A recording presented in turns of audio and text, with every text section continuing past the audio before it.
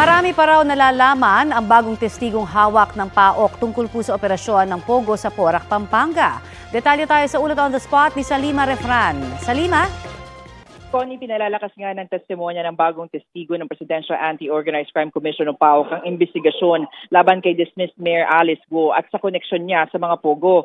Ayon kay PAOK Executive Director Undersecretary Gilbert Cruz, tinitignan na raw nila ang alias ni Guo na Madam Wa, lalo't nasa pangalan niya ito na Guo Waping. Marami raw alias si Guo at hindi raw sila nagulat at nagtaka sa pagiging Madam Wa nito. Inaalam na rin kung lumalabas na ang pangalang Madam Wa sa kanilang nakaraang investigasyon. Bukod dito, pinagtitibay ng bagong testigo ang mga lumabas na sa mga naunang investigasyon nila sa Lucky South 99 sa Porac, Pampanga na torture, forced labor at sex trafficking. Dagdag raw ito sa mga hawak nilang ebidensya at testimonya ng iba pang mga testigo at mga biktima.